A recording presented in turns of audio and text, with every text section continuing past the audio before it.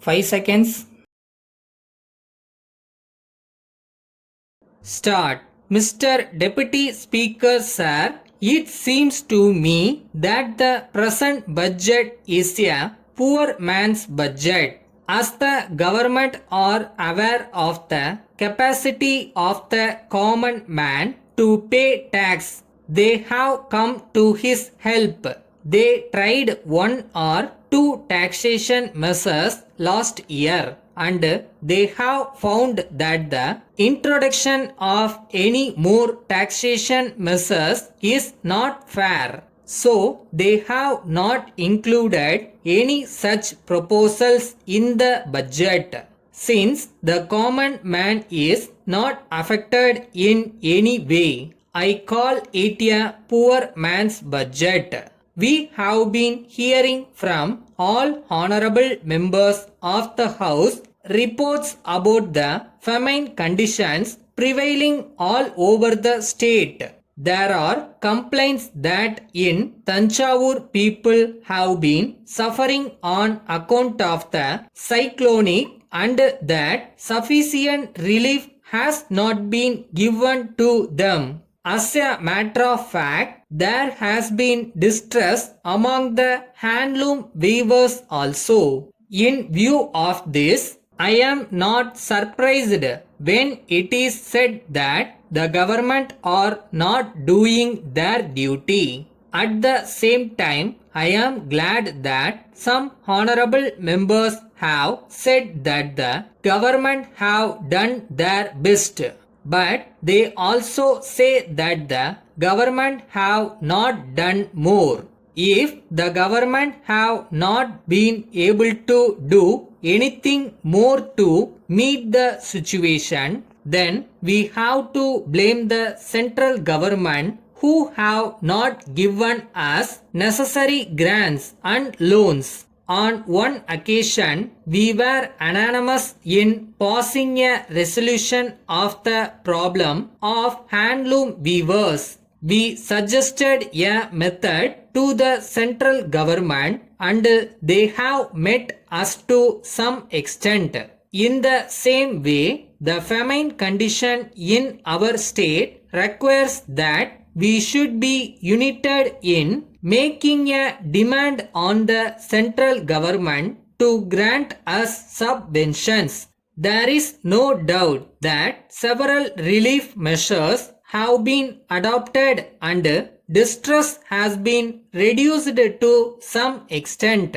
But my own feeling is that people who are influential have been able to get more relief for their own districts than those who come from other districts. In future, at any rate, when famine relief measures are undertaken, I would request that my district must have its due share. Then I come to community projects. They have been started in several areas of the state.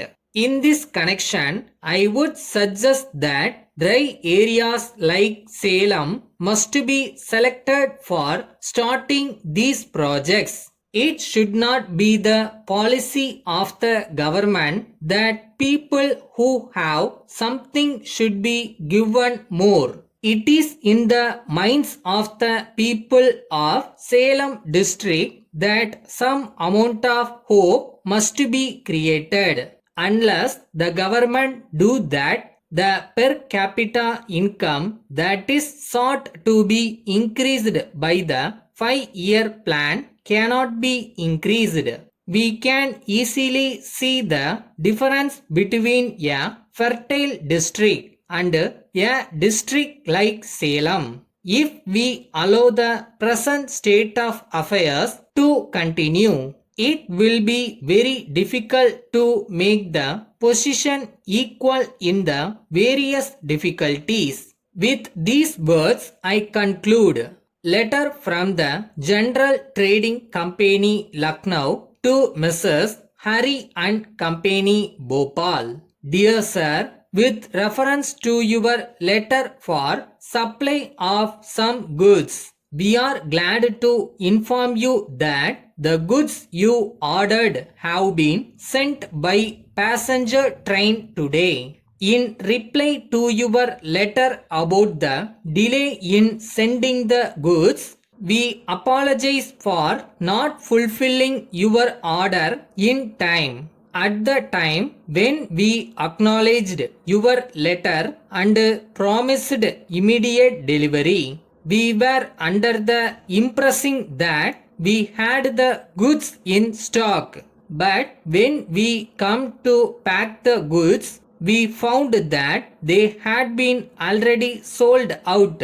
We tried out best to obtain them from wholesale dealer who is the sole stockist.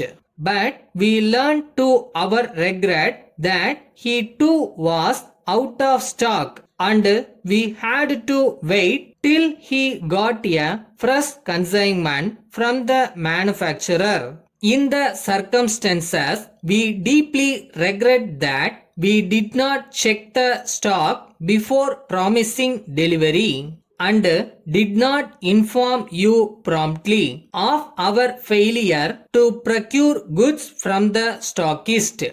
We take this opportunity to assure you that we have taken steps to avoid such mistakes in future. Yours faithfully.